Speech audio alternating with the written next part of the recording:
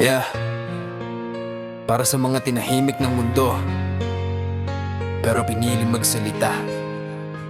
Yeah, Pinanganak na babae, pero puso'y lalaki. Salamin ng katawan, di tugma sa nakikita ng sarili. Natakot umamin, baka di matanggap sa mundong mapanghusga. Mata nila laging may balak, mga tinging humuhusga, salitang nananakit. Parang kasalanan ko bang maging totoo sa isip? Pero anong magagawa kung puso't diwa ko sumisigaw ng katotohanan? Ito ang totoong ako. Kahit anong sabihin nila, kahit anong isipin, di ko na kayang ikulong ang damdaming pilit sinasapitin. Mas masakit ang mabuhay sa kasinungalingan kaysa harapin ang mundo na may tapang at paninindigan. Yeah.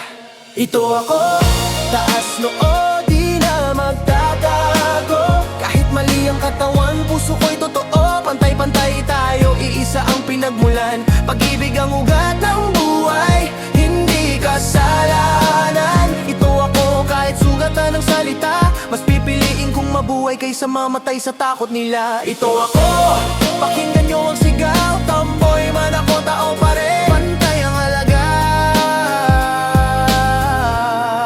Yeah, alam kong di madali, di lahat yayap. May mga taong galit sa di nila maunawaan agad. Pero nagpapasalamat ako sa mga bukas ang isip, sa mga taong buong-buo ang pagtanggap. Kahit masikip, may liwanag pa rin sa gitna ng dilim. May mga kamay na hahawak kahit mabigat ang dinadala ko. Sa dibdib kinamumuhian man ang lahat, di ako yuyuko. Dahil ang totoo sa sarili, yun ang tunay na panalo ko.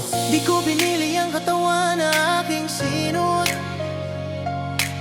pero pinili kong sundin kung saan ako buo.